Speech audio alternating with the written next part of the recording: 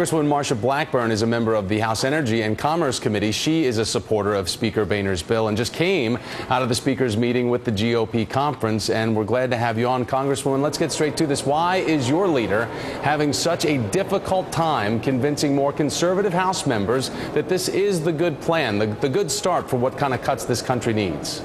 Couple of points there. I think, first of all, Speaker Boehner is to be commended to looking at a plan that is, again, going to get most of our conference on that plan, if not all of our conference. We passed the provisions embodied in cap and balance. Those principles are still at play.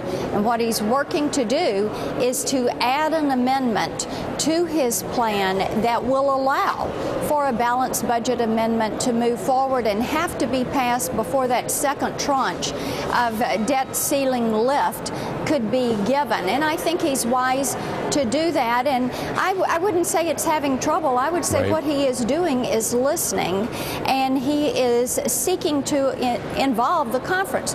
The reason is what we're trying to do is solve the problem, not only for the near term, but for the long term.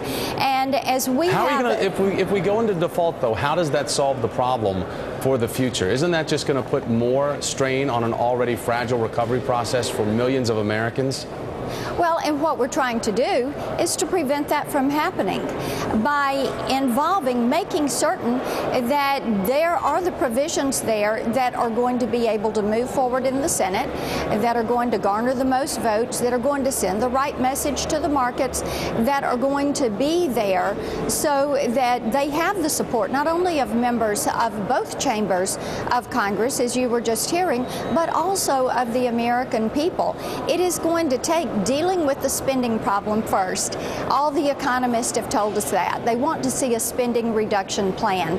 The Ryan budget was a good step. The provisions we will take to the floor today would give us over 60 and just under 70% of the reductions in the Ryan budget. That's a solid footing for moving forward for further and greater spending reductions. It sounds like you're talking about compromise, which is what the country is expecting from everybody there on the Hill. I want to get your insider take let me say to that, what we have done, we as House Republicans are the ones that have had plans.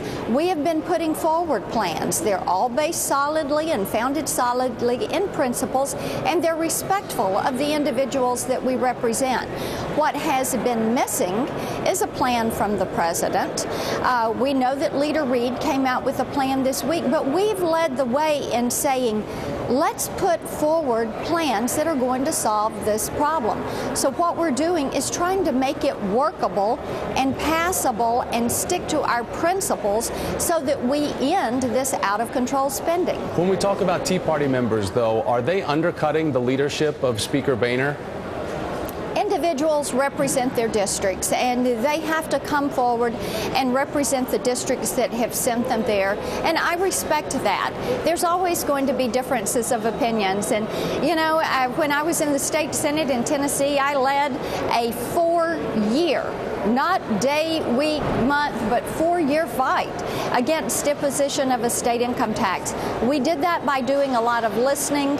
We did that by building a strong team, and the people of the state of Tennessee defeated that state income tax, and our state is stronger today because of it. But it made certain that representatives from around the state came to the Capitol in Nashville with those ideas. I think there are a lot of lessons in that for Congress, and we can take that diversity and those ideas and come forward with a stronger plan that is going to, honor the commitment that the American people have made to us to help us engage in this problem. Do you have the votes? Does Boehner have the votes? I think when we get our amended bill in process today, that we will pass it and send it to the Senate for their action. Congresswoman Blackburn, great to have you on this morning. I really appreciate your time. It's so good to be with you. Thank you very much for your interest. All right, well, in New Hampshire